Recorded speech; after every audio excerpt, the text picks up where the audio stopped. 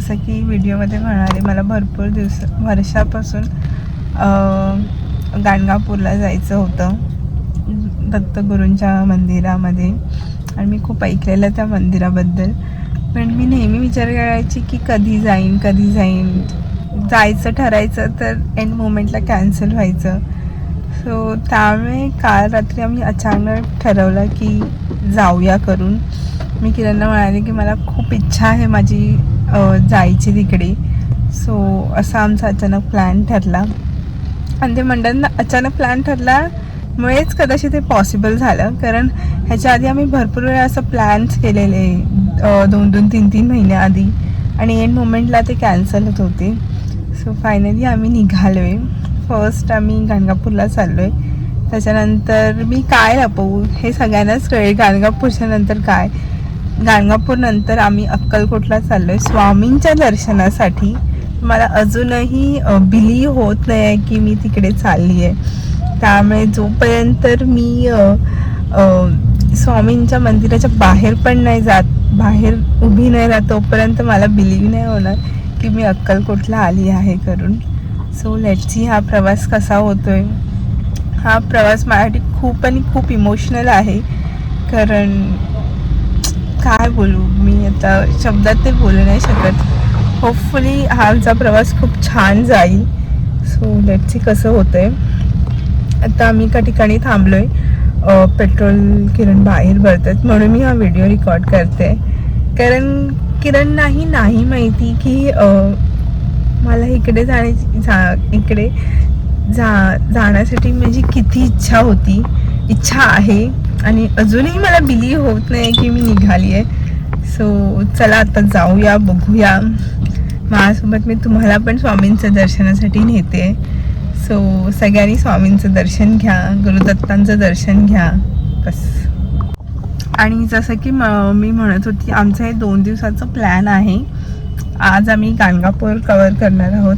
आमच्या इथून गाणगापूर 4 तासाच्या अंतरावर आहे. बघूया आता किती वाजेपर्यंत आम्ही पोहोचतोय. ॲक्च्युली आम्हाला खूप सकाळी लवकर निघायचं होतं, पण अनफॉर्च्युनेटली किरणला काम होतं रात्री आणि लेट झाला आम्हाला सकाळी उठायला. त्यामुळे थोडंसं आम्ही लेट आहोत. बट ओके, आज आमचं फक्त गाणगापूरचं दर्शन आहे आणि संध्याकाळपर्यंत आम्ही अक्कलकोटला पोहोचू. सो चला.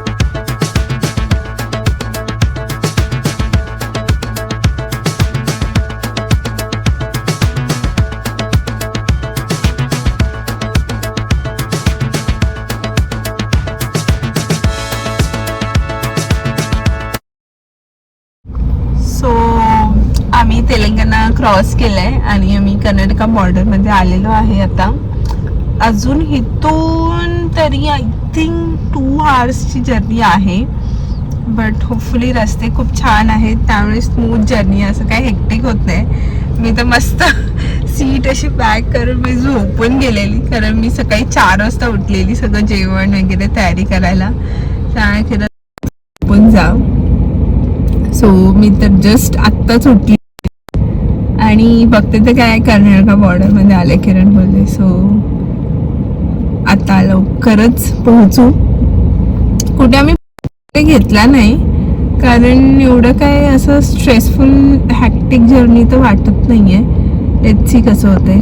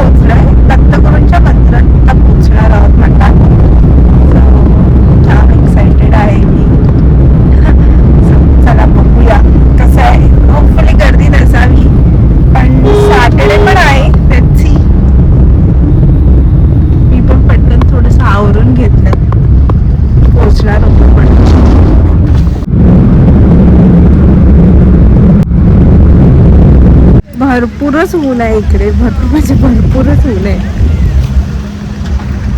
किरण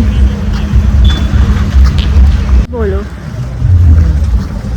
फाइनली पहुंच गए हैं बोल रहा हूँ.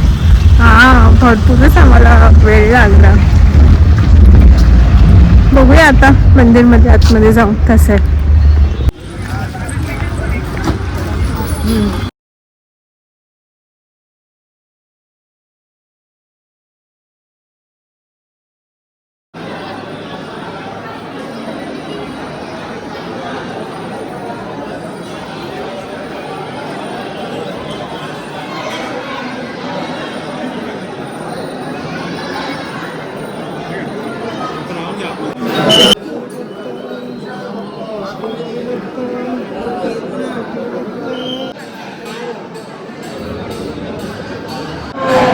आमचं दर्शन पण झालं, एकदम लवकरच दर्शन झालं. आणि इकडे आता कोण येऊन बाजूला बसलाय.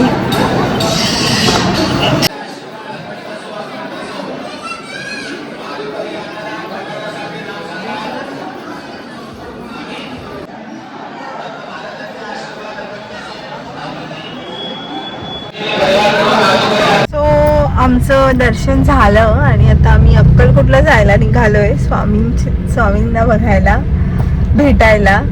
सो मला तर वाटत नाही आजच आम्हाला दर्शन होईल, पण बघूया किती वाजेपर्यंत आम्ही पोहोचतोय. इकडचे रोड थोडे आतमध्ये आल्यावरती रोड थोडे असे खराब आहेत, त्यामुळे जरा हळूच जातोय आम्ही. बाकी दर्शन खूप छान झालं, पण मला एकच आहे की आतमध्ये एक मिनिट पण थांबू नाही देत आहेत. ॲटलिस्ट मन भरून बघू पण देत नाही आहेत, काही करतात. सो मला ते एक नाही आवडलं.